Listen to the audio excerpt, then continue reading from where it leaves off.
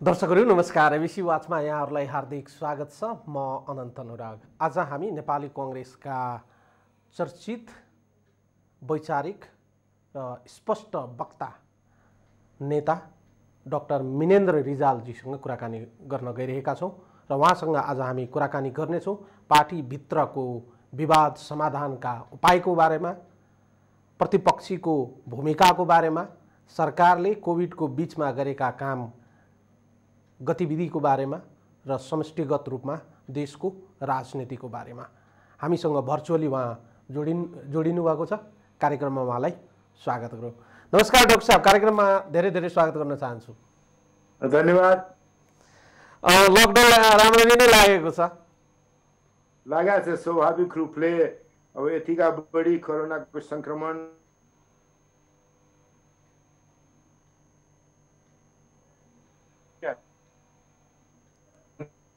यसले मान्छौँ कि हामी सब भेटुने मध्ये कोही एकजनालाई पनि संक्रमण छ, त्यो एकजनासँग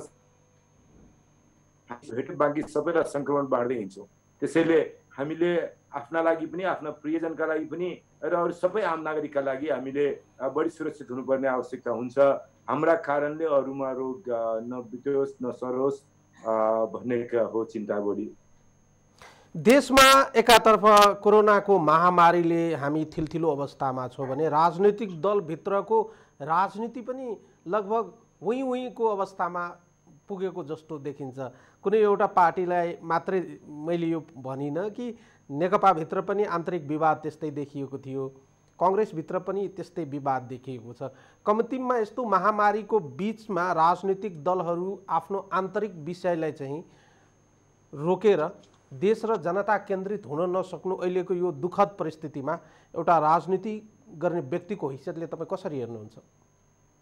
अनि तपाईँले हामीलाई यसरी भन्न नमिल्ला, किनभने हामी कार्यकारी जिम्मेवारीमा छैनौँ। स्थानीय तहको सरकारमा हाम्रो कार्यकारी जिम्मेवारी छ, तर प्रदेशको सरकारमा र केन्द्रको सरकारमा हाम्रो कार्यकारिणीको जिम्मेवारी छैन। त्यसैले हामीले गएर काम गर्ने होइन, हामीले सरकारलाई सहयोग गर्ने हो, सरकारलाई दरोखरो गर्ने हो, दबाब दिने हो, जनताको पक्षमा काम गर्न लाउने हो। कर्मचारी संयन्त्रले कसरी काम गरिरहेको छ, राष्ट्र सेवा कर्मचारी कसरी काम गर्नुभएको छ, उहाँलाई मद्दत कसरी पुर्याउन सकिन्छ, स्वास्थ्य सेवामा लाए मानिसलाई कसरी मद्दत पुर्याउन सकिन्छ, आफ्ना सुझावहरू दिने हो। हामीले आफै गएर हामी एक्जिक्युसनको काम गर्दैनौँ। एउटा मैले जहाँसुकै पनि टेलिभिजन रेडियो सबै सञ्चार जगतमा सुन्दाखेरि तपाईँहरू विपक्षले चाहिँ गर्नु भएन नि भन्ने प्रश्न आउँछ कि विपक्षी हामीले गर्ने हाम्रो जिम्मेवारी, हाम्रो कर्तव्यलाई तपाईँहरूले राम्रोसँग बुझिदिनुहोस्। हामीले अहिले गएर केपी शर्मा ओलीजी तपाईँले प्रधानमन्त्री पद ठिकसँग चलाउनु भएन, कोरोनाको सङ्क्रमणसँग लड्नलाई सक्नु भएन, देशलाई नेतृत्व दिन सक्नु भएन, तपाईँ छेउ लाग्नुहोस् हामीले चलाउँछौँ भन्नु मिलेन। स्वास्थ्य मन्त्रीजी तपाईँले राम्रोसँग काम गर्नु भएन, तपाईँ छेउ लाग्नुहोस् हामीले काम गर्छौँ भन्नु मिलेन। हामीले भएका संरचनाहरूलाई सहयोग पुर्याउने हो। त्यो संरचनालाई सहयोग पुर्याउने कुरामा हाम्रो कहीँ कमी कमजोरी हो भने भन्नुहोस्। यहाँनिर तपाईँहरूले संरचनालाई सहयोग पुर्याउनु भएन, यहाँनिर तपाईँले दिनुपर्ने दबाब दिनु भएन, यहाँनिर तपाईँले जनता पक्षमा दबाब दिने, आलोचना गर्ने, सरकारलाई अप्ठ्यारोमा पार्ने, सरकारलाई काम गर्न बाध्य गर्ने काम गर्नु भएन भनेर भन्नुभयो भने चाहिँ हामीलाई त्यो सुहाउँछ। त्यो आलोचना होइन। प्रधानमन्त्रीको ठाउँमा तपाईँले काम गर्नु पर्यो, अथवा स्वास्थ्य मन्त्रीको ठाउँमा तपाईँले काम गर्नु पर्यो, अथवा स्वास्थ्य सचिवको ठाउँमा तपाईँले काम गर्नु पर्यो भन्नु भने मिल्दैन। त्यो प्रतिपक्षीको हैसियतले पनि जुन भूमिका निर्वाह गर्न सक्नु पर्दथ्यो कङ्ग्रेसले त्यो गर्न नसकेको आम बौद्धिक जमातको चाहिँ बुझाइरहेको छ। कतिपय काङ्ग्रेसकै नेताहरूले प्रतिपक्षीको भूमिका पनि मजबुत भएन भने, बलियो भएन भने चाहिँ उहाँहरूको गुनासो रहेको छ। बुझेँ, मैले सुने तपाईँको कुरा। म तपाईँसँगै अनुरोध गर्छु कि तपाईँहरू सधैँ अभ्यस्त हुन्छ प्रश्न सोध्ने। मेरो प्रश्नको जवाब दिनुहोस् न त।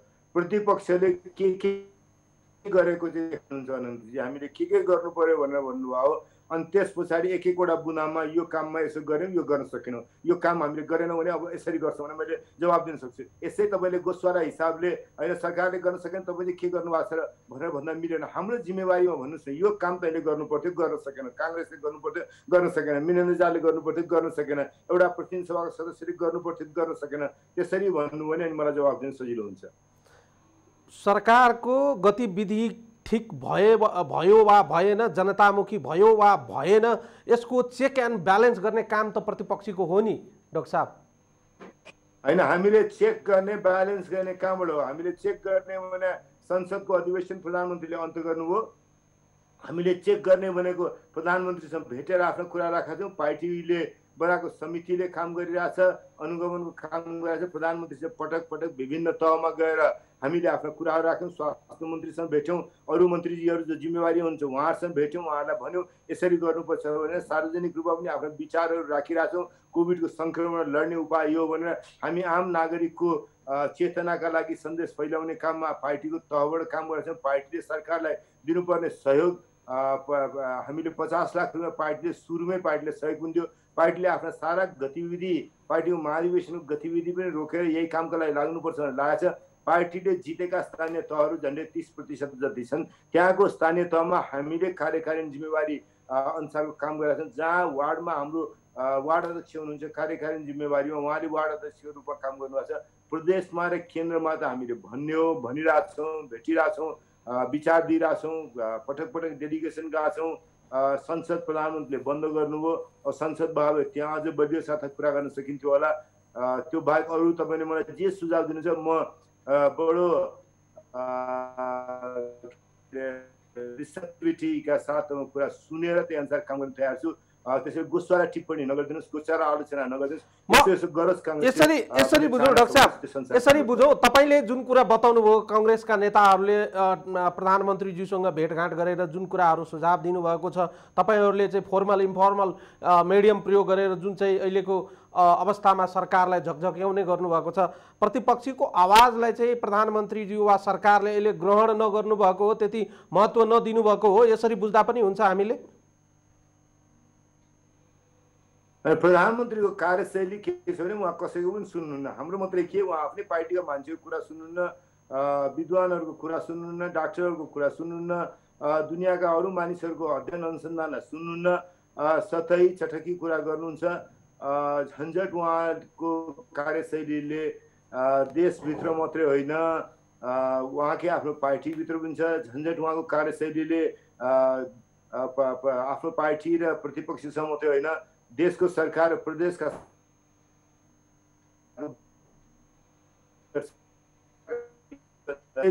प्रधानमन्त्रीजीले यो स्वभाव जनताप्रति उत्तरदायी प्रधानमन्त्रीको स्वभाव नभएर एउटा सबै कुरा जानेको छु, मै हो अन्तिम सत्य देखेका मान्छे, मैले देखेको सत्यमा जो मसँग हिँड्छु, नहिँड्ने मान्छे जति चाहिँ मैले सुन्नु पनि पर्दैन, गर्नु पनि पर्दैन भन्ने खालको शैली प्रस्तुत गर्नु। जुन शैली संसदमा पनि तपाईँले देख्नुभयो कि सुरुमा उहाँ डिनायलको फेजमा हुन्थ्यो।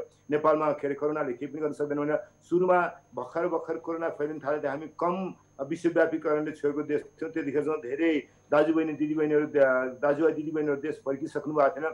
त्यो बेला सङ्क्रमण फैलिएको थिएन। अनि संसदमा सरकारको नीति र कार्यक्रममा अहिलेसम्म हामी यति सफल भएको छौँ, एकजनाको पनि ज्यान गएको छैन भन्नु। यति चाँडै उहाँले गर्दाखेरि नेपालमा कहिले पनि ज्यान कसै नजाओ जसरी गर्दाखेरि उहाँ अर्कै दुनियाँमा जसरी सरकारी नीति र कार्यक्रम आयो। त्यसको अलिक दिनपछि त्यसको उहाँले बोलेकै भोलिपल्ट पहिलो व्यक्तिको ज्यान गयो। त्यस पछाडि उहाँहरू गर्दाखेरि होइन यो ठुलो रोग होइन, मामुली रोग हो, हाछिउछिउ गरौँ, बेसार खाउँ, यो गरौँ, सकिन्छ भन्नु। यसरी आफूले मात्रै गलत काम गरेन कि प्रधानमन्त्री जस्तो व्यक्तिले देशभरिका जनतालाई सचेतना भर्ने, होसियार हुनुहोस्, धेरै नाच्दिनुहोस् तर होसियार हुनुहोस्, रोग नफैलियोस्, सङ्क्रमण नफैलियोस् भन्ने हिसाबबाट काम गर्नुतर्फ चेतना फैलाउने काम गर्नु भने त्यो एउटा कुरा हो। दोस्रो कुरा सरकारले गर्नुपर्ने, हामीले लकडाउन गऱ्यौँ। लकडाउनको मुख्य काम के हो भन्दाखेरि एकैपल्ट सङ्क्रमणलाई चुलिएर फैलिन नदिने। हाम्रो अस्पतालको क्षमता, हामीले बनाएको क्वारेन्टिनहरू, हाम्रो आइसोलेसनको फेसिलिटी, हाम्रा स्वास्थ्यकर्मी, हाम्रो के भनेको मोबिलिटीको ध्यानमा राखेर हामीले के गर्नुपर्ने हुन्छ भने यो सङ्क्रमण सकेसम्म ढिलो फैलोस्, एकैपल्ट बिरामी हुनेको सङ्ख्या निकै कम होस्, बरु अलिकति लामो समय फैलिएर भए पनि बिरामीको सङ्ख्या पिकमा पुग्दाखेरि पनि अस्पतालको व्यवस्थापनले त्यसलाई ह्यान्डल गर्न सक्ने खालको होस् भन्यो। त्यसैले लकडाउन भयो। लकडाउन भएर पछिल्लो चरणमा निषेधाज्ञा भयो। त्यो बेला सरकारले बाहिर विदेशमा यत्रो धेरै मानिसहरू, 50 लाख मानिस विदेशमा काम गर्ने मुलुक हामी मानिसहरू देशमा फर्किनुपर्छ, उहाँको जागिर जान्छ। त्यसमाथि पनि तेलमा भर गर्ने मुलुकहरूमा थुप्रो नेपालीहरू काम गर्नुभयो हुनाले उहाँहरू आउनुहुन्छ। आएपछि उहाँहरूलाई सुरक्षित तवरले ल्याउने, क्वारेन्टिनमा राख्ने, त्यस पछाडि सङ्क्रमण नभएपछि समाजमा परिवारमा जान दिने, त्यसै जहाँ सङ्क्रमण फैलिँदैन त्यो ठाउँमा आर्थिक गतिविधिहरू गर्न दिने, जुन ठाउँमा सङ्क्रमण फैलिएको छ त्यहाँ सङ्क्रमण बाहिर फैलिन नदिनका लागि व्यवस्था गर्ने, यो सबै काम गर्नका लागि लकडाउनको अवधि थियो, यो सबै काम गर्नका लागि निषेधाज्ञा थियो, यो सबै काम गर्नका लागि नागरिकले आफ्ना अधिकारहरू छोडेर सरकारलाई काम गर्न दिएको थियो। तर त्यतातर्फ सरकारको ध्यान दिएन भएन। सरकार यो बिचमा झुठा प्रचार गर्ने, नभएका कुरा भन्ने, कोभिडले केही हुँदैन भन्ने, हाम्रो बेग्लै खालको इम्युनिटी छ भन्ने, अनि कहिले पनि कुनै पनि दिन काम नगर्ने, अनि यति मात्रै होइन कि स्वास्थ्य उपकरणहरू मगाउने बेलामा स्वास्थ्य उपकरणको बेला यत्रो ठुलो घोटाला भयो, आम रूपमा जनताको दबाब परिसकेपछि उहाँले त्यो ठेक्का त बन्द गर्नु, तर अगाडि सेनालाई ढाल बनाएर उहाँहरू पछाडि बसेर त्यही पुरानो समूहसँग, त्यही स्वार्थ समूहसँग बसेर स्वास्थ्य उपकरणहरू दिनुभयो, जसले गर्दाखेरि अहिलेसम्म पनि सरकारले जुन मात्रामा केही पनि भेन्टिलेटरहरू बढाउन सकेका छैन, अस्पतालको क्षमता बढाउन सकेका छैन, के अरे डेडिकेटेड अस्पतालहरू बनाउन सकेका छैन, अनि ठुल्ठुला कुरा गर्ने कतिपय नगरपालिका उहाँको नेतृत्वमा महानगरपालिकाहरू यति हजारवटा किनखेरि हस्पिटल बेड भएको अस्पताल बनाउँछ, हामी कोभिड अस्पताल बनाउँछु भन्नु, त्यहाँ अहिलेसम्म केही संरचना बनाएको छैन। यसरी झुठा कुरा गरेर बस्नु हो।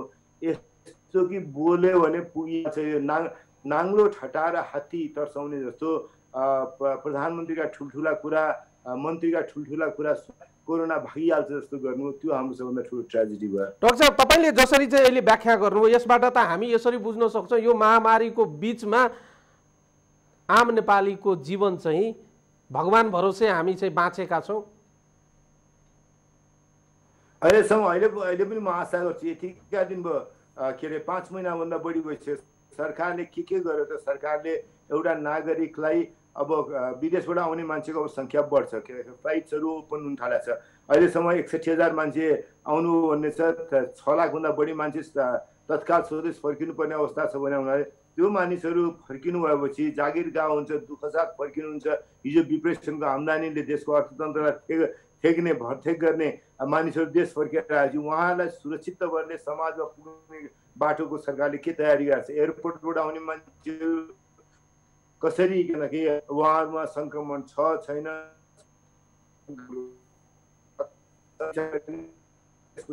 क्वारेन्टिनको फेसिलिटी, आइसोलेसनको फेसिलिटी, अनि बिस्तारै आफ्नो घर परिवार गाउँमा जाने के अरे लोजिस्टिकको प्रबन्ध गर्नुभएको छ भने अहिलेसम्म केही अत्तोपत्तो देखिन। मैले आशा गरौँ कि अहिलेको निषेधाज्ञाको बिचमा सरकारले यही काम गरेर बस्यो भनेर पार्टीको झगडा नार्ने भन्दा यतातर्फ सरकारको ध्यान गयो भन्ने आशा गर्छु। मैले भरोसा छैन।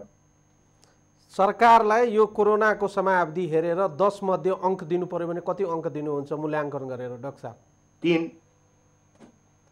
तर सरकारको दाबी त रहेको छ, सरकारले प्रयत्न नगरेको भए यति कम चाहिँ साउथ एसियामै सबैभन्दा कम चाहिँ सङ्क्रमित कसरी हुन्थ्यो हाम्रो देशमा भनेर दाबी गरिरहनु भएको छ। मैले 3 पनि यसकारण दिएँ कि स्थानीय तहको सरकारले केही काम गर्यो, त्यसका कारणले गर्दाखेरि यसकारण 3 अङ्क दिए। जनताले आफै चेतनामा बसेर सरकारले भनेअनुसार सरकारको आदेश पालन गरेर सेल्फ आइसोलेसनमा बस्ने अथवा बिना काम बाहिर ननिस्किने, मास्क लगाउने, के अरे भौतिक दूरी, सामाजिक दूरी कायम गर्ने खालको जनताले काम गरे हुनाले हामीहरू जोखिमबाट बच्यौँ। मूल्याङ्कन गर्ने हो भने हेर्नुहोस्, किनखेरि मिड अप्रिलमा WHO ले हामीलाई के भनेको थियो भन्दाखेरि नेपालमा 1500 देखि 10,000 सङ्क्रमित हुन्छन् भनेर। 1500 यस्तो अवस्थामा कि नेपालले बोर्डरमा बस्ने, नेपालमा फिर्ता आउने देशका नागरिकहरूलाई सुरक्षित तवरले देशभित्र आउने प्रबन्ध गर्यो र सङ्क्रमण फैलिया ठाउँमा सङ्क्रमण रोक्ने, जहाँ फैलिया छैन त्यहाँ आर्थिक गतिविधिहरू गर्न दिने, त्यस किसिमको व्यवस्था सरकारले गर्न सक्यो भने 1500 हुन्छ। सरकारको जुन ढङ्ग छ, नेपालको एक्जिक्युसनको कार्यकारिणीको एक्जिक्युसनको जुन क्षमता छ, पहिलेदेखि चलिआएको क्षमता छ, त्यही क्षमतालाई मात्रै प्रयोग गर्यो भने 10,000 पुग्छ। आजको दिनमा 55,000 पुग्यो। 55,000मा अब 1 लाख पुग्यो। 10,000 ठाउँमा 55,000 पुगेको छ र हरेक दिन वृद्धि दर बढ्दैछ भने योभन्दा अटर फेलिङ सरकारको के हुनसक्छ? अनि यसलाई कसरी हामीले भन्ने कि सरकारले कुनै पनि अंशमा सफलता प्राप्त गर्यो भनेर? जीवनलाई सुचारू गर्नुपर्ने एउटा चाहिँ हामी सामु बाध्यात्मक अवस्था छ डाक्टर साहब। म अन्य विषयमा प्रवेश गर्नु अगाडि चाहिँ एउटा प्रतिपक्षीको हैसियतले र तपाईँ आफै एउटा बौद्धिक नेताको हैसियतले र एकदमै चाहिँ तटस्थ भएर चाहिँ तपाईँ बोल्दै आउनुभएको हुनाले प्रश्नवक्ता भएको हैसियतले मैले यो प्रश्न तपाईँले राखेँ। प्रतिपक्षीको हैसियतले अहिले चाहिँ सरकारले गर्नुपर्ने चाहिँ के हो? एक सेकेन्ड पर्खिदिनुहुन्छ भने अलिकति यो आवाज तपाईँको राम्रो आएको छैन। मेरो वाइफाई अर्को बदल्ने भने अलिकति आउँछ कि भन्ने मैले आशा गरेको छु। त्यसैले डाक्टर साहब, दर्शकहरू प्राविधिक रूपमा केही गडबडी भएको छ। म केही समय डाक्टर साहबलाई उपलब्ध गराउन चाहन्छु र हामी कुराकानी गर्दैछौँ नेपाली कङ्ग्रेसका नेता, नेपाली कङ्ग्रेसका चर्चित नेता डाक्टर मिनेन रिजालसँग। उहाँसँग हामी आज 3 विषयमा चाहिँ केन्द्रित रहेर कुराकानी गर्दैछौँ। खास गरिकन काङ्ग्रेसभित्रको विवादको बारेमा पनि हामी कुरा गर्नेछौँ भने त्यसपछि चाहिँ हामी प्रतिपक्षीको भूमिकामा नेपाली कङ्ग्रेसको चाहिँ रोल कस्तो रह्यो भन्ने विषयमा कुराकानी गर्नेछौँ भने 14औं महाधिवेशन केन्द्रित भएर पनि कुराकानी गर्नेछौँ। डाक्टर साहब, मेरो आवाज अहिले सुन्नुभयो? डाक्टर साहब, मेरो आवाज सुन्नुभयो? सुने अहिले, अब ठिक भयो। अब अलिकति बिचमा अलिकति वाइफाई ओके, म अगाडि बढाउँ त्यसो भए डाक्टर साहब? ठिक छ। ओके, मेरो प्रश्न के थियो भने अन्य विषयमा प्रवेश गर्नु अगाडि एउटा प्रतिपक्षीको हैसियतले तपाईँ आफै एउटा प्रश्नवक्ता हुनुहुन्छ, तपाईँ एकदमै तटस्थ भएर बोल्दै आउनु भएको छ। तपाईँका कुराहरू चाहिँ सरकार पक्षका नेताहरूले, युवाहरूले पनि मन पराइरहेका छन्। समष्टिगत रूपमा पार्टी इतरका मान्छे पनि तपाईँलाई एकदमै माया गर्ने समूह चाहिँ एकदमै बाक्लो छ। अहिलेको यो महामारीको बेला सरकारले गर्नुपर्ने चाहिँ के हो? तपाईहरू जस्ता व्यक्तिले चाहिँ सल्लाह दिँदा चाहिँ अहिलेको क्रुसियल बेला चाहिँ सरकारको भूमिकाको बारेमा चाहिँ कस्तो भूमिका हुनुपर्दथ्यो? जनता केन्द्रित रूपमा अहिलेको चाहिँ महामारी केन्द्रित चाहिँ भूमिकालाई चाहिँ कसरी चाहिँ तपाईहरूले सल्लाहको रूपमा चाहिँ प्रस्तुत गर्नुहुन्छ? मैले अहिले पनि भन्ने यति हो कि मेरो कुरा नसुने केही छैन। मैले मेरो विपक्षको मान्छे हो, सरकारको आलोचना गर्छ भने नसुन्नु होला, तर बुद्धिजीवीहरूको कुरा सुन्नुहोस् न। यतिका धेरै मानिसहरूले संसार जगतमा गएर बोल्नु भएको छ, इपिडेमियोलोजिस्टहरूले बोल्नु भएको छ, अरू पेसा व्यवसायको मानिसहरूले बोल्नु भएको छ, डाक्टरहरूले बोल्नु भएको छ, अर्थशास्त्रीहरूले बोल्नु भएको छ। उहाँहरूको कुरा सुन्नु जहाँ सरकारलाई कसरी यो संक्रमण बढी फैलिँदैन। अहिले गल्ती भइसक्यो, थुप्रै गल्ती भइसक्यो। अस्ति पनि एउटा आर्टिकल पढे 6-7वटा गल्ती यो भयो भनेर तोकेर लेख्नु भएको छ र त्यस पछाडि अहिले पनि जोगिनको लागि गर्नुपर्ने कामहरू भनेर लेख्नु भएको छ। अहिले पनि हामीले अब हाम्रोमा संक्रमणको सङ्ख्या अझै जति अहिलेसम्म संक्रमण हो त्यो तिनै अरू संक्रमण हामीले बिहोर्नुपर्ने कम्तीमा त्यो अवस्था छ। त्यसैले अहिले पनि ढिलो भएको छैन। अहिले पनि क्वारेन्टिनको व्यवस्था गर्ने कुराको लागि ढिलो भएको छैन। अहिले पनि सेल्फ आइसोलेसनका लागि सरकारले फेसिलिटीहरू सृजना गर्ने कुराको लागि ढिलो भएको छैन।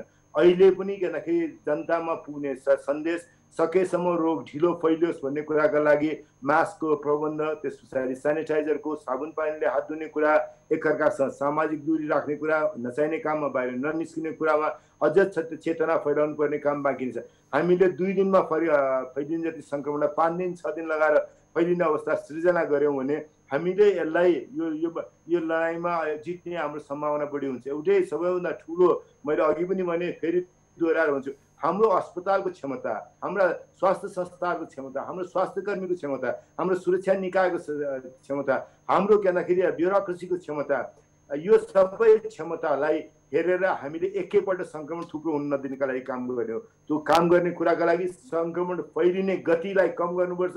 सङ्क्रमण फैलिने गतिलाई कम गर्ने भनेको सकेसम्म धेरै मानिसको टेस्ट गर्ने, टेस्ट गरेर जो मानिसमा सङ्क्रमण देखिन्छ त्यसलाई अरूसँग छुट्याउने, सङ्क्रमण देखेका मान्छेको कन्ट्याक्ट ट्रेसिङ गर्ने, त्यो कन्ट्याक्ट गर्दाखेरि अघिल्लो 7-8 दिनदेखि जोसँग सम्पर्क भएको छ ती मान्छेहरूलाई सूचना दिने कुराका लागि अहिले पनि रोग लुकाउनु पर्ने कुरा छैन। रोगबाट सकेसम्म चाँडै आफूसँग सङ्गत भएका मानिसले थाहा पायो भने आफ्नो प्रियजनको जीवन जोगिन्छ। यो कामका लागि सरकारले स्वास्थ्य कर्मीलाई सहयोग पुर्याउने, अस्पतालको व्यवस्थामा बलियो बनाउने, बाहिरबाट आउने मान्छेलाई सुरक्षित रूपमा देशमा भित्र पस्ने प्रबन्ध गराउने, अस्पताल एयरपोर्टमा आउनेको अथवा बोर्डरमा आउने 2टा स्टेजको क्वारेन्टिनहरू बनाउने भनेर बुद्धिजीवीहरूले, विज्ञहरूले भन्नुभएको छ। हाम्रो सुन्नु परेन, जति बुद्धिजीवीको विज्ञ कुरा छ त्यति सुनेर गरिदिए त भइहाल्यो नि।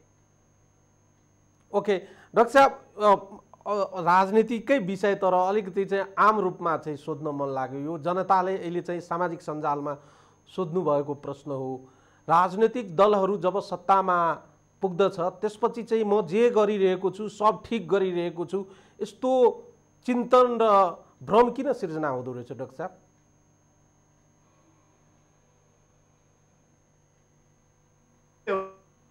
अहिले एउटा चिन्तन के छ भन्दाखेरि मै सबैभन्दा जान्ने हुन् चिन्तन र जनतालाई एक थरी जनतालाई अर्को थरी जनतासँग जुझाउने लडाउने खालको राजनीतिले फाइदा गर्छ भन्ने काम गर्ने मान्छेहरू देखिया छन्। चुनाव जितेर आएर तर चुनाव जितिसके पछाडि लोकतान्त्रिक संस्थाहरूलाई कमजोर बनाउने, समाजलाई कमजोर बनाउने त्यो काम गऱ्यौँ भने, थिचोमिचो गऱ्यौँ भने, डर को भाव दिन सक्यौँ भने आफ्नो सत्तामा पकड बलियो हुन्छ भन्ने खालको प्रवृत्ति देखिया छ। अमेरिकामा निर्वाचित त्यत्रो ठुलो लोकतान्त्रिक मुलुकमा ट्रम्पको राजनीतिका बारेमा भएको जुन टिका टिप्पणी आलोचना छ त्यसैसँग केन्द्रित छ। के अरे लोकतान्त्रिक मुलुक नभए निर्वाचन त हुने मुलुकको रसियामा पुटिनको क्रिटिसिजम त्यही किसिमको छ। हाम्रै छिमेका नेताहरूको पनि क्रिटिसिजम यो विषयमा चर्कै छ। हङ्गरीमा भन्नुहोस्, पोल्यान्डमा भन्नुहोस्, जहाँसुकै पनि माथि सत्तामा पुगेको मान्छे चाहिँ मै सत्य देखाएको छु, अर्को कसैलाई केही पनि थाहा छैन, मेरा कुरा सुन्ने, ठिक मैले कुरा नसुन्ने मान्छेहरू बेठी गयो।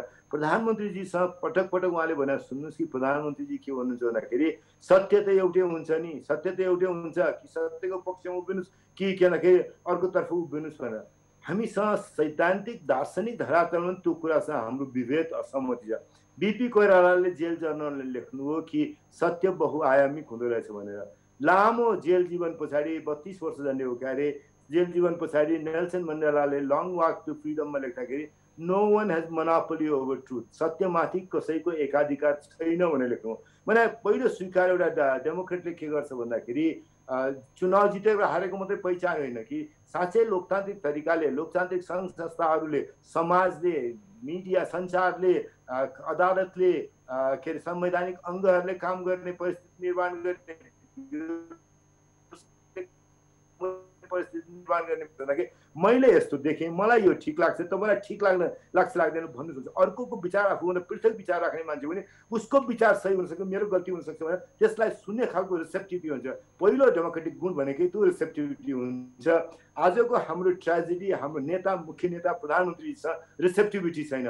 उहाँलाई लाग्छ कि he knows the ultimate truth. डाक्टरभन्दा उहाँलाई बढी थाहा छ, विद्वानभन्दा बढी उहाँलाई थाहा छ, मिडियाभन्दा उहाँ बढी मिडियाको कुरा जान्ने हुनुहुन्छ भने त्यसरी त्यो भ्रम बोकेर हिँड्दाखेरि कठिनाइहरू जहिले पनि हुन्छ भन्ने लाग्छ मलाई। मेरो अहिले पनि यतातिर त केही हो प्रधानमन्त्रीजीको प्रवचन सुन्न पाएको छैन, त्यसैले आशा गरौँ प्रधानमन्त्रीमा पनि अब त्यो के अरे विवेकको चेत फर्क्यो होला कि 55,000 जनता सङ्क्रमित भएको बेलामा भोलि स्वास्थ्य क्षेत्रले, अस्पतालहरूले जुनसुकै बेला पनि ठुलो कठिनाइ बेहोर्न सक्छ। हाम्रो तागतले, हामीले छेउछाउबाट मित्रहरूबाट सहयोगीबाट जुटाउन सक्ने, सहयोगबाट पनि थेर्न नसक्ने खाले सङ्क्रमण बढ्न सक्छ भन्ने चिन्ताले काहीँ न काहीँ प्रधानमन्त्रीलाई समात्या हो र अलिकति प्रवचन कम भयो र त्यतातर्फ काम गर्न बढी लाग्नुभयो भने त तपाईँ हामी सबैको, देशको, प्रधानमन्त्रीको सबैको भर हुन्छ भन्ने लाग्छ मलाई। ओके, मैले यो विषयलाई यही बिट मारेँ र म पार्टीभित्र प्रवेश गरेँ।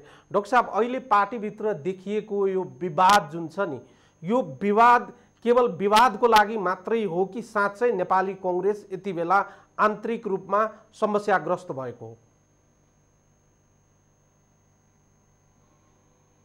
हाम्रो पार्टीको कुरा गर्नुभयो भने पार्टीका कामहरू हामीले अहिले रोकेकै छौँ भन्ने हुन्छ। फागुनमा गर्नुपर्ने काम फागुनदेखि नै हामीले रोकेपछि अहिलेसम्म पनि क्रियाशील सदस्यता बाँड्ने काम पुगेको छैन। कतिपय ठाउँमा त्योभन्दा अगाडि समायोजनकै काम सकिएको छैन। 12-14 जिल्लामा समायोजनकै कठिनाइ छ। अब क्रियाशील सदस्यता बाँड्ने कुरामा सभापतिजीको जिल्लामा रोकिएको थियो, अब गयो अस्तिको दिनदेखि भन्ने सुने मैले, खुसीको कुरा हो। अब अरू जिल्लामा पनि जाला, समायोजनको 2 नम्बर प्रदेशभरिका जिल्लामा समायोजनको काम रोकिया छ, त्यो काम अगाडि बढ्न सकोस् भन्ने लागेको छ मलाई। पार्टीकै केन्द्रीय सदस्यहरू भएका जिल्लाहरूमा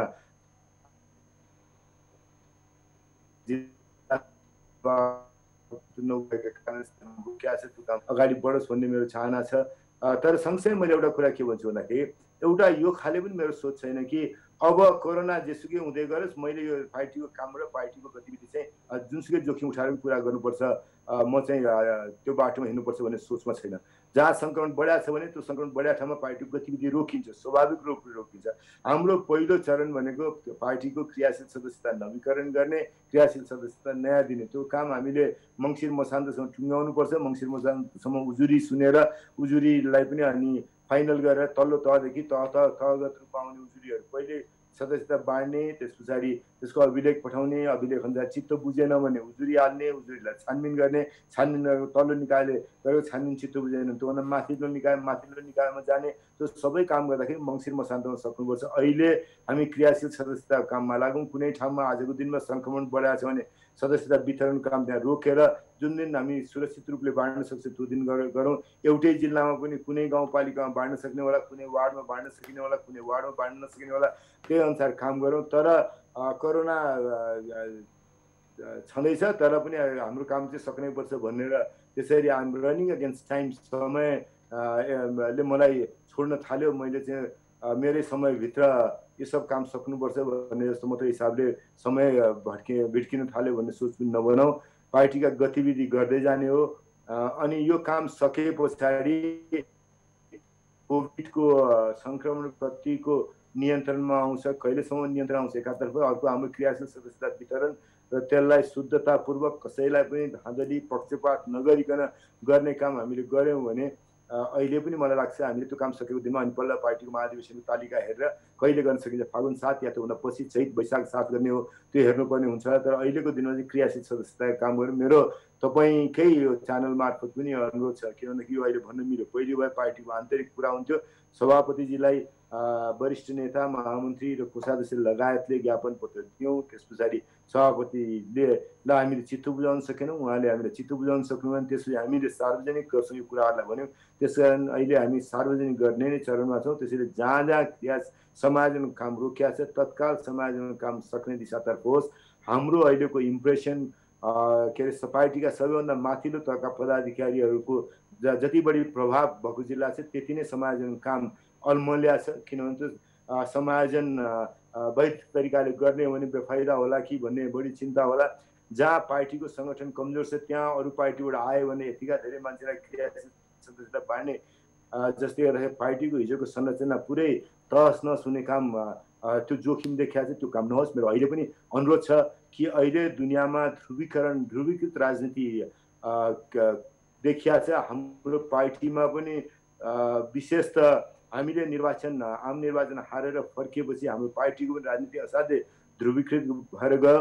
मैले यति भन्नुपर्छ कि पार्टी सभापतिजीले जुन खालको नेतृत्व दिनु पर्थ्यो त्यो नेतृत्व दिन नसकेका हुनाले हामी चुनावमा दुईटा कम्युनिस्ट पार्टी मिलिसकेपछि यसै पनि हाम्रो खराब स्थिति हुन्थ्यो। जति खराब हुन्थ्यो त्योभन्दा पनि अझै बढी खराब हुने खराब परिणाम हामीलाई आयो। त्यो परिणाममा निश्चित रूपमा उहाँले गर्न सक्ने काम गर्न सक्नु भएन प्रमाण थियो। तर फर्केर आएपछि यो बिचैमा फेरि पनि डाक्टर साहब यो बिचैमा डाक्टर साहब त्यसैले हाम्रो पार्टीमा अझै बढी ऊर्जा कसरी सञ्चालित गर्न सकिन्छ, नेतृत्वको लिडरशिपको सवाल आइसकेपछि डाक्टर साहब फेरि मान्छे सभापतिजीलाई छोड्नुस् तपाईँ भन्न थाल्यौँ। पार्टीको राजनीति 2.5 वर्षदेखि डाक्टर साहब नेतृत्वको लिडरशिपको सवाल आइसकेपछि बिचैमा मलाई सोध्न मन लाग्यो, पार्टीभित्रको पनि प्रतिपक्षको रूपमा यो कोभिड सङ्क्रमणले गर्दाखेरि महाधिवेशन समयमा नहुने जोखिम बढ्दै जाँदाखेरि झन्झन बढी ध्रुवीकृत हुन थालेको छ पार्टीभित्रको राजनीति। त्यसैले सभापतिजीसँग तपाईँको यो अन्तर्वार्ता मार्फत मैले गर्ने अनुरोध के भन्दाखेरि पार्टीमा धेरै ध्रुवीकरण भयो। पार्टीका हरेक गुटहरू मात्रै होइन उपगुटहरूले पनि आफ्नो ध्रुवहरू सृजना गरेर त्यो ध्रुव मार्फत काम गर्न थाले। यसरी पार्टीको जीवनलाई पुरै प्यारालाइज र पुरै एकाङ्गी बनाउन मिल्दैन। त्यसो नगर्नुहोस् सभापतिजी भनेर अनुरोध गर्ने हो। मैले अलिकति ब्लन्ट टाइपको प्रश्न गरेँ भने चाहिँ म उत्तरको अपेक्षा गरेँ, एकदमै ब्लन्टै टाइपको। अहिलेको समस्या पार्टीभित्र चाहिँ सभापतिज्यू हो कि सभापतिज्यू बाहेकका जुन चाहिँ अहिले चाहिँ पौडेल समूह भनेर हुनुहुन्छ उहाँहरूको हो समस्या? मैले सभापतिजी पौडेलजीको कुरामा पनि नजाउँ कि मै पनि समस्या होला पार्टीको आजको दिनमा के छ कि जस्तो मैले आफूलाई एउटा कुनामा बसेर अहिले हेरिराख्दाखेरि के देख्छु भने पार्टीका गतिविधिहरू यसरी सञ्चालन भएको छन् गएको केही समयदेखि। अहिले कोभिडको सङ्क्रमणमा मात्रै होइन पार्टीका प्रतिष्ठानहरू विभागहरू बन्ने कुरामा हाम्रो सहमति हुन सकेन। तिनका गतिविधिहरू जसरी सञ्चालित भएको छन् मैले आफ्नो ठाउँ त्यहाँ देख्थिनँ। म जस्ता थुप्रै पार्टीका साथीहरूले आफ्नो ठाउँ देख्थेनन्, अलग्ग भएर बस्नु पर्यो। पार्टीको गतिविधि अहिले एकछिन अगाडि पनि पार्टीको एउटा कार्यक्रम म हेर्दै थिएँ, म आफू त्यसमा सहभागी भएन, तर किन बाहिरबाट म किनखेरि एउटा दर्शकको रूपमा फेसबुक लाइभ बसेर हेर्ने खालको ठाउँमा भएको छु।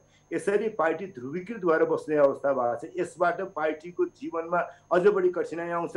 यो कठिनाइलाई पार लाउन सक्ने खालको नेतृत्व निश्चित रूपमा सभापतिजीले अहिलेसम्म दिन सक्नु भएको छैन। सभापतिजी पछाडि हाम्रो होला, तर यसरी पार्टी चल्नु हुँदैन, यसरी पार्टी चलाउनु हुँदैन। यसरी ध्रुवीकृत गर्ने कुराले सभापतिजी एउटा निर्वाचन फेरि जित्न सजिलो होला, पार्टीलाई फेरि पुनरुत्थान गर्नका लागि सम्भव हुँदैन। त्यसैले हिजो अस्ति भए हामीले यो कुराहरू सभापतिसँग भेटेर गर्थ्यौँ। भेटेर गरेर हामीले सभापतिलाई चित्त बुझाउन नसक्ने अवस्था भएपछि हामी सार्वजनिक रूपमा यही कुरा गरिरहेछौँ। र नेपाली काङ्ग्रेस लोकतान्त्रिक पार्टी हो। यो पार्टीमा गुटहरू र गुटभित्रका उपगुटहरूले आफ्नो ध्रुव सृजना गरेर त्यही ध्रुवको स्वार्थलाई पृष्ठपोषण गर्ने राजनीतिभन्दा यो ध्रुवीकृत राजनीतिलाई अन्त गर्ने र पार्टीका सबै गतिविधिमा सबैले उदात्त भावले सहभागी हुन सक्ने एउटा के अरे आत्मविश्वासको, आपसी विश्वासको वातावरण सृजना हुनुपर्छ। त्यो नहुँदासम्म क्रियाशीलको के हुन्छ, समायोजन के हुन्छ, पार्टी महाधिवेशन कहिले हुन्छ, पार्टी महाधिवेशन कसले जित्छ, मलाई यी कुराहरू कम महत्त्वपूर्ण भएर जान्छ। यसकारण कि पार्टीले जनतामा जुन विश्वास दिलाउनु पर्ने, जगाउनु पर्ने त्यो गर्न सक्ने अवस्था बन्दैन। त्यसपछि पार्टी एउटा बेग्लै के अरे फोर्ट किल्ला जस्तो बन्छ, त्यो किल्ला एउटा द्वीप जस्तो बन्छ जसको बाँकी दुनियाँसँग कुनै पनि सम्बन्ध नहुने खालको। यसरी एउटा किल्लामा बाँकी समाजसँग अलग्ग भएको काङ्ग्रेस अथवा बाँकी समुद्रसँग अलग्ग भएको एउटा आइल्यान्डमा बसेको काङ्ग्रेसले यो कम्युनिस्ट चुनौतीलाई सामना गरेर, मुलुकको चुनौतीलाई सामना गरेर देश र जनताको पक्षमा काम गर्ने फेरि काङ्ग्रेस, पुरानै काङ्ग्रेस, सबैले पत्याएको काङ्ग्रेस, यत्रो लामो समयदेखि जनताको सबैभन्दा प्रिय पार्टी भएको पार्टी जसरी हिँड्ने र अहिलेसम्म नेपाली राजनीतिक जीवनलाई जहाँ बस्दा पनि, जेलमा होस्, निर्वाचनमा होस्, के सडकमा होस्, सरकारमा होस्, जाँदाखेरि नेपाली राजनीतिको केन्द्रबिन्दुमा बसेको पार्टी, नेपाली राजनीतिको मूल के सञ्चालन गर्ने, प्रभावित गर्ने पार्टी आजको दिनमा एउटा बेग्लै आफ्नो टावर खडा गरेर बसेको छ। त्यो टावरमा चाहिँ बसेर बाँकी समाजसँग सम्बन्ध नभइकन यो टावरभित्र चाहिँ कसको किल्ला बलियो हुन्छ, कसको किल्ला मजबुत हुन्छ, कसको किल्ला चाहिँ आफ्नै पार्टीका साथीहरूले पनि भेद गर्न नसक्ने अवैध रूपले किल्ला बनाएर त्यहाँको किनकि माथिल्लो तहमा पुग्न सकिन्छ भन्ने खालको मानसिकताबाट हामीहरू काम गरिरहेका छौँ। त्यो सबैभन्दा चिन्ताजनक कुरा हो। ओके, तपाईँले यो बताइराख्नु भएको छ पार्टी विधि विधान अनुसार चलेन, पार्टीभित्रको आन्तरिक लोकतन्त्र निकै कमजोर अवस्थामा पुगेको हो अहिले नेपाली कङ्ग्रेसभित्र। मैले अरूभन्दा पनि यस भाषामा भन्छु, तपाईँको भाषा पनि अब ठिक होला, तपाईँलाई मैले होइन कसरी भन्ने, मैले भनेको कुराकै आधारबाट तपाईँले त्यो निष्कर्ष निकाल्नु होला। तर मैले फेरि आफै दोहोऱ्याएर भन्नुपर्दाखेरि यति बढी अविश्वास पार्टीमा छ, यति बढी ध्रुवीकृत छ पार्टी, यति बढी साना भुरे ठाकुरे राजाहरूले चलाएको खालको पार्टी बनाएको छ। यो तरिकाले पार्टी चल्दैन। लोकतान्त्रिक पार्टीको चरित्र होइन, जीवन पार्टीको के भन्दाखेरि घिटी गएर जस्तो हुन थालेको छ। त्यसैले आजको दिनमा मूल काङ्ग्रेस, पहिलो काङ्ग्रेस, नेपाली काङ्ग्रेस एक नम्बर काङ्ग्रेस हुने पार्टी सभापति हो। पार्टी सभापतिजीसँग एकपल्ट फेरि पार्टीभित्र विश्वासको वातावरण निर्माण गर्ने काममा लाग्नुहोस्, त्यो अनुरोध गर्छु मैले। पार्टीलाई भविष्यमुखी र वर्तमानभन्दा राम्रो बनाउने यदि चिन्तन हो भने चाहिँ पार्टीभित्र 14औं महाधिवेशनपछि कस्तो कङ्ग्रेस बनाउने, कङ्ग्रेस आम जनजीविकासँग कसरी जोड्ने यदि प्रसङ्ग हो भने नीतिको बहस धेरै हुनुपर्दथ्यो। तर सवाल नीतिको यहाँ देखिँदैन डाक्टर साहब, खालि नेतृत्व कसले हत्याउने भन्ने कुरा बढी चर्चाको विषय भएको छ। यो विषयलाई चाहिँ कसरी चाहिँ बुझ्ने, यो विषयलाई चाहिँ आम रूपमा तपाईँ जस्ता बौद्धिक नेताहरूले चाहिँ कसरी चाहिँ आम जनता सामु पुगेर जस्टिफाई गर्नुहुन्छ? बाहिरबाट हेर्दाखेरि मैले भने नि, तपाईँले भनेको कुराभन्दा फरक काङ्ग्रेस नदेखिया होला। काङ्ग्रेस एउटाको महल एक ठाउँ देख्नुहुन्छ, त्यो महलमा एकजना काङ्ग्रेस, एउटा गुटको काङ्ग्रेस, एउटा पदाधिकारी काङ्ग्रेस, त्यो महलको राजा छ। अर्को महल देख्नुहुन्छ, त्यहाँ अर्को छ। ती हरेक महलबाट काङ्ग्रेस सञ्चालन भएको छ। अनि काङ्ग्रेस आम जनताको बिचमा छैन। त्यसैले तपाईँले भनेको कुरा काङ्ग्रेसलाई आफूलाई बाहेक मतलब छैन, आफूको हुने सत्तामा बस्ने बाहेक मतलब भएन भने तपाईँहरूले देख्दाखेरि, आम नागरिकले देख्दाखेरि त्यो खाले भाव होला। त्यसैले यो समस्यालाई समाधान गर्नलाई पहिले काङ्ग्रेसभित्र विश्वासको वातावरण, काङ्ग्रेसभित्र सबैजना अट्न सक्छौँ भन्ने कुरा। हाम्रो पार्टीको नारा चाहिँ के भन्दाखेरि सबै अट्ने देश भनेर भन्छौँ हामीले होइन। अब काङ्ग्रेस चाहिँ के भन्दाखेरि काङ्ग्रेस आफैले आफ्नै भित्र चाहिँ सबै काङ्ग्रेस अट्न नसक्ने काङ्ग्रेस बनाउन थाल्यौँ भने कसरी हामीले के अरे देश जस्तो बनाउन खोज्या हो त्यसलाई नेतृत्व गर्न सक्ने काङ्ग्रेस बनाउन सकौँला, त्यो चिन्ताको विषय हो। जुन विवादहरू देखिएको छ यो विवादलाई थाती राखेर 14औं महाधिवेशन सम्भव देख्नुहुन्छ डाक्टर साहब? 14औं महाधिवेशन त हुन्छ, नेतृत्वको प्रतिस्पर्धा हुन्छ, कोही जित्छ, हरेक पदमा जितेको भन्दा हारेका मान्छे धेरै होलान्, त्यस पछाडि पार्टीको जीवन चल्छ। तर मैले भन्न खोजेको पार्टीको महाधिवेशन प्रतिस्पर्धा टुङ्गेर नयाँ नेतृत्व आउँदासम्म त पार्टी तलबदेखि ऊर्जावान भएर 6743 गाउँपालिका नगरपालिका वार्डमा पार्टीको नीति कार्यक्रमका बारेमा बहस, त्यसले दिएको सुझाव 753 पालिकाहरूमा छलफल भएर तिनले परिमार्जन गर्ने, 753 पालिकाहरूले दिएको सुझावलाई 330 वटा प्रदेशका क्षेत्रमा बसेर छलफल गरेर त्यहाँका साथीहरूले दिएको सुझाव, त्यस 165 निर्वाचन क्षेत्र 7 वटा प्रदेश र केन्द्रमा आउँदाखेरि ती नीतिको बहस, देशको पुनरुत्थानको बहस, काङ्ग्रेस पुनरुत्थानको बहस, काङ्ग्रेसले देशलाई नेतृत्व दिने कुराको बहस, संविधान जोगाउने कुराको बहस, लोकतन्त्रलाई अझ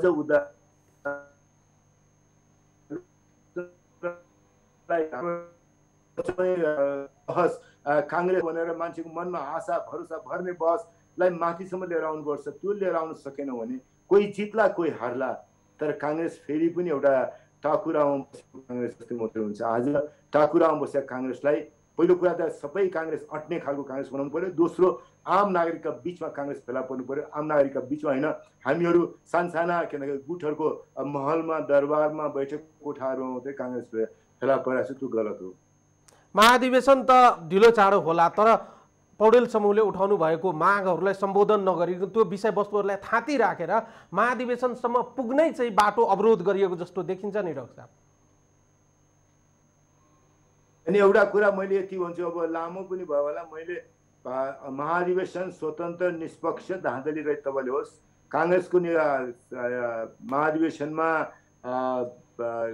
त्यसको स्याङ्क्टिटीमाथि प्रश्न गर्ने, त्यसको इन्टिग्रिटीमाथि प्रश्न गर्ने परिस्थिति कहीँ निर्माण नहोस्।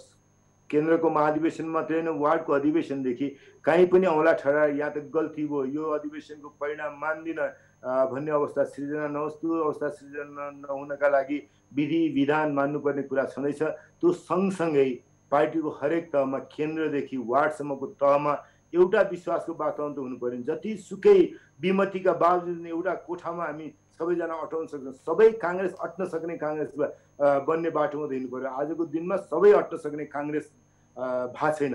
त्यसैले महाधिवेशन कहिले हुन्छ, के परिणाम आउँछ, को जित्छ को हार्छ भन्ने भन्दा पनि सबै अट्ने काङ्ग्रेस चाहियो, सबै काङ्ग्रेस अट्ने काङ्ग्रेस चाहियो। काङ्ग्रेस जति देखिने काङ्ग्रेस चाहियो, केही कुलीनहरूले मात्रै चलाउने जस्तो काङ्ग्रेस हुनु भएन। तपाईँले यति बताइसकेपछि अब तपाईँसँगै सोध्न मन लाग्यो, अहिलेको विवादको उत्तम समाधानको उपायहरू के हुन् डाक्टर साहब?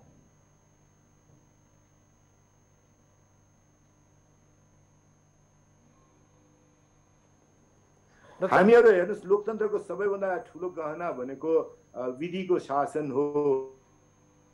विधिको पार्टीमा देशमा मात्रै होइन, देशमा कम्युनिस्ट सरकारले विधिको शासन गरेन भनिरहेको छौँ हामीले। अब देशमा चाहिँ कम्युनिस्टहरूले विधिको शासन पालन गरेनन् भन्ने, हामीले चाहिँ पार्टीभित्र विधिको शासन पालन नगर्ने हामी कसैलाई पनि छुट छैन। काङ्ग्रेसको सबैभन्दा ठुलो काङ्ग्रेस पार्टी सभापति पनि छैन, पार्टी सभापतिको सबैभन्दा प्रिय मानिसलाई पनि छैन। पार्टीले आजसम्म बोकेको चरित्र भन्ने सहनशीलताको, फरक विचारहरूलाई टलरेट गर्ने हो। बिपी कोइराला भन्नुहुन्थ्यो, मैले भनेको स्वतन्त्रता भने स्वच्छन्दताको सीमा छिचोल्ने खालको स्वतन्त्रताको पक्षमा छु भन्नुहुन्थ्यो। त्यसैले बिपी कोइराला ठाउँमा बसेको पार्टी सभापतिले आजको दिनमा पार्टीलाई सञ्चालन गर्ने बेलामा स्वच्छन्दताको सीमा छिचोल्ने खालको स्वतन्त्रता पार्टीमा विधिको शासन हुने, लोकतान्त्रिक उत्तरदायित्व हुने बाटोमा उहाँ जानु भने स्वाभाविक रूपमा सबै काङ्ग्रेस अट्ने हुन्छ, विश्वासको वातावरण हुन्छ। प्रतिस्पर्धा त गरौँला नि, सभापतिसँग लड्ने मान्छेलाई अर्को मान्छेलाई मैले भोट हालौँला, त्यो कुरा ठुलो भएन। अथवा सभापतिलाई अर्को कोही साथीले भोट हाल्ला, मलाई कसैले भोट हाल्ला, मलाई कसैले भोट नहाल्ला, त्यो महत्त्वपूर्ण कुरा हो। त्यो लोकतान्त्रिक प्रतिस्पर्धाको विषय हो। तर हामीहरू सबै हाँसेर हात मिलाएर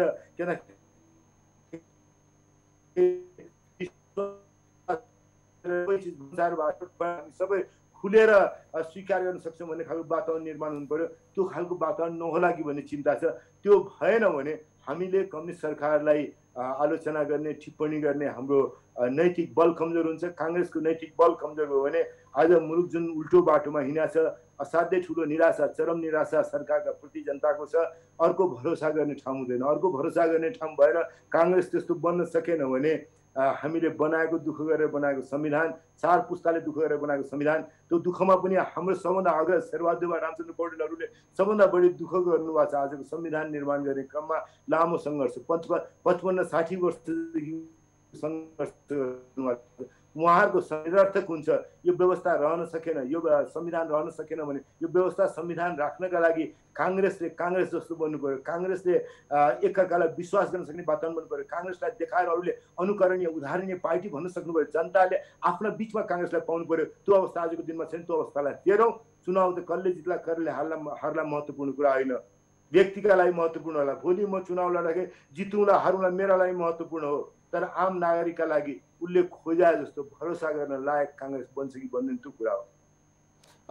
अन्त्यतिर चाहिँ दुईटा प्रश्नको उत्तर मैले अपेक्षा गरेँ। अबको मेरो प्रश्न के हो भने जुन तरिकाले काङ्ग्रेस अहिले अगाडि बढिरहेको छ, अहिलेको अवस्था हेर्दा फाल्गुन 14 गते महाधिवेशन सम्भव छैन। कति समय थप होला? अहिले म हेर्नुहोस् फागुनसम्म पुग्दैन। अहिले मेरा लागि पहिलो पाइला महत्त्वपूर्ण छ। पहिलो पाइला भनेको जहाँ समायोजनको काम रोकिया छ त्यहाँ टुङ्गिनु पर्यो। नवीकरणको क्रियाशील सदस्य नवीकरण काम रोकिया छ, त्यो काम अगाडि बढ्नु पर्यो। जहाँ नयाँ क्रियाशील काम रोकिया छ त्यो काम अगाडि बढ्नु पर्यो। जहाँ कठिनाइ छन् त्यसलाई के अरे निर्वाचन समितिले गर्ने काम निर्वाचन समितिले, पदाधिकारीले गर्ने काम पदाधिकारीले, अरू कसैले गर्नुपर्ने काम छन् त्यो अनुसार गरेर टुङ्ग्याएर प्रक्रिया अगाडि बढाउँ। काङ्ग्रेसको काम कोभिडका कारणले बाहेक अरू कुनै कारणले पनि रोकिनु भएन। सङ्क्रमण फैलिने डरले कुनै पनि पार्टी गतिविधि रोक्नु पर्यो भने त्यो रोकौँ, नभए सुरक्षित रूपमा गर्न सक्ने सबै कामहरू अगाडि बढ्नुपर्छ। त्यो भनेको पहिलो पाइला भनेको समायोजन नभएको ठाउँमा समायोजन गर्ने, नवीकरण गर्ने काम रोकिया ठाउँमा नवीकरण गर्ने, नयाँ बाँड्नुपर्ने छ त्यस पछाडि त्योभन्दा अगाडिको काम गर्न सकिन्छ। अहिले म फागुन 7 गते त धेरै टाढा छ, त्यो निकै टाढा। आजको दिनमा मैले फागुन 7 गते त यति टाढा देखाएको छु कि मलाई यो पहिलो पाइला बढी महत्त्वपूर्ण छ। पहिलो पाइला भनेको नेपाली काङ्ग्रेसको क्रियाशील सदस्य को हुने, नेपाली काङ्ग्रेसको नयाँ सदस्य को हुने, काङ्ग्रेसका जति क्रियाशील सदस्य थिए त्यति नै थप्ने भनेको छौँ हामीले। 5 लाखमा अर्को 5 लाख थप्ने भनेको छौँ। 5 लाख क्रियाशील सदस्य थप्दाखेरि हामीले नेपाली काङ्ग्रेसको सदस्य 5 लाखभन्दा निकै बढी थप्न सक्नुपर्छ। त्यो काम चाहिँ बढी महत्त्वपूर्ण हो, त्यतातर्फ ध्यान दिनुपर्छ भन्ने लाग्छ मलाई। अन्तिम प्रश्न गरे डाक्टर साहब, तपाईँ एउटा नेता पनि हुनुहुन्छ र एउटा सामान्य नेपाली काङ्ग्रेसको कार्यकर्ताको आँखाबाट अपेक्षा गर्दा, काङ्ग्रेसतिर फर्केर हेर्दा, काङ्ग्रेसको नेतृत्वतिर फर्केर हेर्दा, काङ्ग्रेसको नीतितिर फर्केर हेर्दा 14औं महाधिवेशनपछि तपाईँ कस्तो काङ्ग्रेस हुनुपर्छ भन्ने अपेक्षा राख्नुहुन्छ? कस्तो काङ्ग्रेसको नीति हुनुपर्छ अपेक्षा राख्नुहुन्छ? कस्तो नेतृत्व हुनुपर्छ अपेक्षा राख्नुहुन्छ? पुरै मैले चाहिँ प्याकेज पहिलो कुरा नीतिको कुरा गर्नुहुन्छ भने आज हाम्रा लोकतान्त्रिक संस्थाहरू कमजोर बनाइदिएछ। एकमा पछि अर्को संस्थालाई कमजोर बनाउने प्रयत्न भएको छ। पहिलो कुरा त अदालतलाई जहिले पनि त्रास भएको छ। अख्तियार दुरुपयोग अनुसन्धान आएको हालत हेर्नु हो कि भन्दाखेरि ठुलालाई छोड्ने आज हामीले भनेको छैन, अरू सबै दुनियाँले भनेको छ। यसरी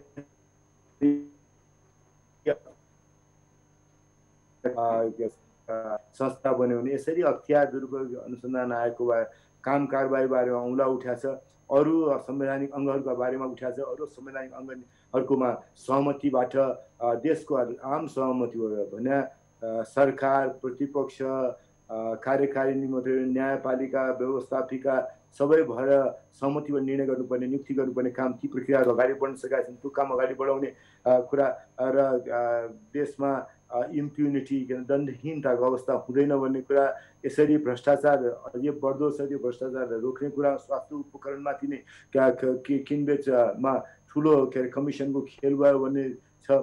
अख्तियारलाई जस्तो हामीले नै पहिले के भन्दाखेरि संसदको व्हाइट बडी बारेमा छानबिन गरेर मुद्दा दायर गर्नु पर्यो। अहिलेसम्म त्यो काम अख्तियारले गर्न सकेका छैन। यसरी जनतामा के भन्दाखेरि सरकारको के अरे कार्यकारिणीको एक्जिक्युसनको केपेबिलिटी छैन। के अरे अरू निकायहरू कार्यकारिणीलाई के अरे एउटा कैमरमा राख्ने बन्द के अरे नियन्त्रण गर्ने निकायहरूको आफ्नै तागत कमजोर भएको छ। त्यसैले त्यो तागत हुन नसक्ने हो भने हाम्रो लोकतन्त्र हाम्रो संविधानमा नै जोखिम आउँछ। त्यो संविधान लोकतन्त्रमा जोखिम आउने कुरालाई कम गर्नका लागि हामीले बनाएको संविधान अनुसार समृद्धिको बाटोमा जानलाई अहिले तत्काललाई कोभिडको जोखिमबाट कोभिडको सङ्क्रमणबाट कमभन्दा कम मानिसहरू सङ्क्रमित होस्, सङ्क्रमित मान्छेलाई पनि औषधि उपचार गरेर घर फर्काउन सकियोस्, सुरक्षितताबाट त्यतातर्फ सोच्नुपर्ने बेला छ। यसमा हामीले काङ्ग्रेसले त्यो गर्ने एउटा नैतिक अधिकार निर्माण गर्न सक्ने, नैतिक बल निर्माण गर्न सक्ने, अरूले देख्दाखेरि पनि अनुकरणीय, काङ्ग्रेसलाई औँला ठडाएर भन्न सक्ने अवस्था नहुने खालको पार्टीका रूपमा अगाडि बढाउने, त्यसरी आफ्ना गतिविधिहरूलाई सञ्चालन गर्न सक्नुपर्छ। अब नेता को आउने भन्ने कुरामा म त्यति बढी अहिले तपाईँसँग कुरा गर्न सक्दिनँ। यस कारण सक्दिनँ कि नेता आउने कुरामा मेरै पनि चाहना होला, म जस्तै अर्को साथीको पनि चाहना होला। तर मैले यति मात्रै नेताको बारेमा भन्छु कि हामी कसैले पनि सोच्ने बेला के छ भन्दाखेरि मभन्दा राम्रोसँग चलाउने काङ्ग्रेस अर्को कोही साथी नेतृत्व आउन सक्छ भने त्यो सम्भावना स्वीकार गरेर नयाँ बाटोमा हिँड्ने कि नहिँड्ने त्यता चाहिँ हामीहरू सोच्नुपर्ने हुन्छ होला। रुख हाम्रो धेरै नेता भएर रुखलाई जरेदेखि उखेल्ने जस्तो भइसक्यो हाम्रो। त्यसैले रुख चाहिँ छरितो नयाँ पालुवाहरू पलाउन सक्ने खालको बन्नुपर्छ काङ्ग्रेसको रुख भन्ने लाग्छ मलाई। 40 वर्ष भर्खर पुग्यादेखि लिएर 80 वर्ष पुग्न थाले नेताहरूसम्म राष्ट्रिय पहिचान बनेको पार्टी हो। त्यसैले नेतृत्वमा को आउने भन्ने अलिकति सकस पनि छ, अलिकति प्रतिस्पर्धा पनि छ, अलिकति प्रतिस्पर्धा अलिकति अनहोली खालको पनि होला, अलिकति अनएथिकल पनि हुन सक्ला। ती सबै कुरालाई नियन्त्रण गर्दै प्रतिस्पर्धालाई स्वस्थ बनाएर लिएर जानुपर्ने छ। त्यसैले यी सबै सम्भावनाहरूलाई हामीले ध्यानमा राखेर संवादको बाटोबाट बिस्तारै अझ प्रतिस्पर्धालाई व्यवस्थित गर्दै स्वस्थ बनाउँदै प्रोत्साहयुक्त बनाउँदै अरूले पनि अनुकरण र उदाहरण दिन सक्ने बनाउँदै र भोलि परिणाम निस्किसकेपछि जसको नेतृत्वमा काङ्ग्रेस सुम्पिन्छन् देशभरिका काङ्ग्रेस साथीहरूले, त्यहाँ ढुक्क भएर सबैले अब यो मान्छेले हामीलाई पार लगाउँछ, देशलाई नेतृत्व प्रदान गर्छ भनेर घर फर्कन सक्ने खालको काङ्ग्रेस बनाऊ। त्यही हो नेतृत्वको बारेमा मेरो भनाइ। अहिले एकदमै टड्कारो चाहिँ उठेको सवाल हो पुस्तान्तरण र हस्तान्तरणको कुरा। 14औं महाधिवेशन अगाडि यो नेतृत्व पुस्तान्तरण र हस्तान्तरण सम्भव देख्नुहुन्छ तपाईँ? मैले रुएर कसैसँग मलाई नेतृत्व गर्न दिनुहोस् भनेर माग गर्ने पनि होइन, त्यसरी प्राप्त पनि हुँदैन। नेतृत्व प्रतिस्पर्धाबाट छानिनुपर्छ। नेतृत्व छान्ने क्रममा हाम्रा लामो समयदेखि स्थायी प्रकृति अँगालेका गुटहरू सकियुन्। ती गुटहरूभित्र गुट जत्तिकै जब्बर भएर बसेका उपगुटहरू सकियुन्। त्यस किसिमले प्रतिस्पर्धालाई व्यवस्थापन गर्न सकियोस्, त्यतातर्फ सोचौँ, त्यस्तो परिणाम आओस्, त्यतातर्फ क्रियाशील हौँ। व्यक्तिको कुरा आफ्ना लागि महत्त्वपूर्ण हुन्छ, मिलन जाल के हुने भन्ने कुरा मिलन जाललाई महत्त्वपूर्ण होला। किन मैले भने अरू साथीहरूका लागि भरोसा गर्न सक्ने मान्छे नेतृत्वमा आउँछ आउँदैन भन्ने कुरा हो। त्यतातर्फ हामी आम जनताले, पार्टीका साथीहरूले, अरू सबैले ल काङ्ग्रेसमा चाहिँ अब पार लाग्छ है, यो टोलीले पार लाग्छ, काङ्ग्रेसका विवादहरू अब टुङ्गे, काङ्ग्रेसले स्वस्थ प्रतिस्पर्धाबाट नेतृत्व छान्यो। त्यो नेतृत्व पुरानो पनि होला, नयाँ पनि होला, बुढो होला अथवा जवान होला, त्यतातर्फ धेरै म गइनँ। तर हामीले नेतृत्व छान्ने प्रक्रियालाई जति बढी सबैलाई चित्त बुझ्ने, कसैले पनि औँला उठाउन नसक्ने खालको बनाउँछौँ, त्यसले उति नै बढी भरोसा योग्य नेतृत्व काङ्ग्रेसमा आउँछ भन्ने लाग्छ मलाई। हस् त, धन्यवाद समय र संवादको लागि डाक्टर साहब। भर्चुअली हामीसँग जोडिएर एकदमै प्रश्न उत्तर दिनुभयो, यसको लागि म धेरै धेरै धन्यवाद र आभार प्रकट गर्छु। मलाई मौका दिनुभयो, कार्यक्रममा आमन्त्रण गरेर त्यसका लागि हार्दिक आभार व्यक्त गर्छु। दर्शकहरू, उहाँ हुनुहुन्थ्यो नेपाली कङ्ग्रेसका नेता डाक्टर मिनेन्द्र रिजाल। आजको लागि यो संवाद यति नै। सम्पूर्ण युनिट लगायत मैले पनि बिदा दिनुहोस्। नमस्कार।